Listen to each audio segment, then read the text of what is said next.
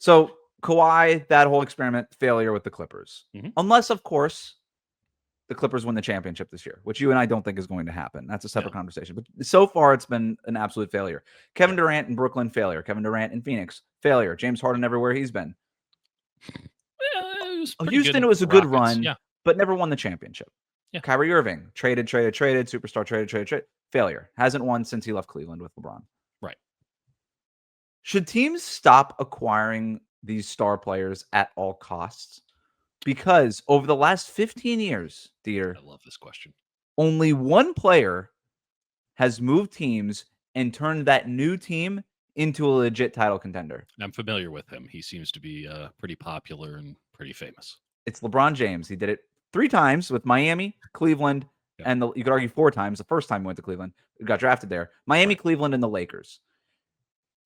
We talk about stars move all the time in the NBA and all these things, and it's sort of true, although it does tend to be the same group of stars. I call them the disgruntled 5 because it's just like these are the guys that are. It's Kyrie, it's Harden, it's KD, it's all these guys that keep moving.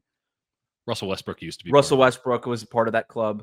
He Jimmy might have Butler, had his membership redacted. Jimmy Butler was part of that club as well, so you got it. Yeah, the disgruntled 5. That's great. The disgruntled 5. And these are the guys that were moved. It's like, oh, well, star players move every few months. I'm like, no, these star players move every few months. But none of them have actually done much in terms of turning their team into a champion. Now, you could argue Kevin Durant moving from Oklahoma City to Golden State did, but I would say that the Warriors were obviously already championship caliber at that point. Durant just added on. Yeah, they in were terms of a star star going all out to go get your Kawhi the way that the Clippers did, with the thought being, we get him. We're part of the championship contender conversation now. It's technically true because you do become that part of that conversation. It's not true because you don't win the championship. That has not been the case even one time outside of a LeBron James team. LeBron, potentially the greatest player of all time. So not necessarily the rule. I would call him that exception, quite literally. Yeah. Should we just stop acquiring stars at all costs because it doesn't work this way? Well, okay, acquiring stars at all cost, I think that there's an argument to be made. But if we add in like the Shai Gilgeous-Alexander, who we just talked was traded, he wasn't a star when he got traded. He developed into one. Right. It is so reminiscent, and forgive me, I have football on the brain. It's so reminiscent of starting quarterbacks in the NFL. If you have one that can win you the Super Bowl, you don't let them leave. You figure it out. You don't let them leave.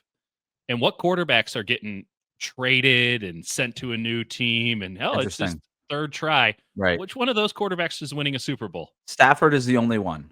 And that was very much of a, hey, we can't afford him. We got to rebuild this thing. It makes all sense. The way.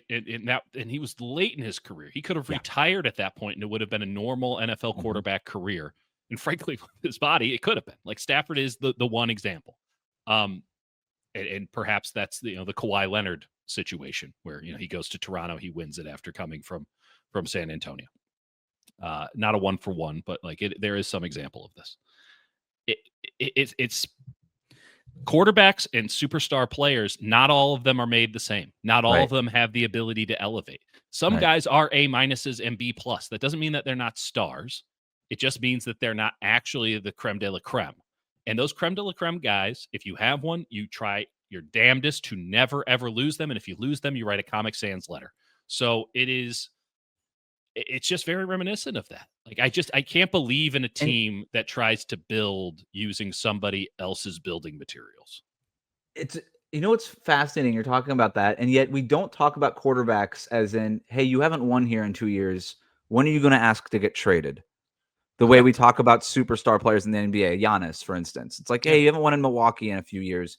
Right. When is Giannis going to ask to get traded? Lamar Jackson had the franchise tag thing a couple of years ago, but nobody's being like, hey, Josh Allen, hey, Lamar Jackson. Like, Josh Allen plays in Buffalo, New York. Patrick Mahomes plays in Kansas City, Missouri. Right.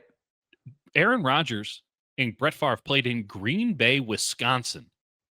Now, obviously, those two, it faded. That was more of a Packers decision. But, like, no one's like, oh, they need to get to a bigger market.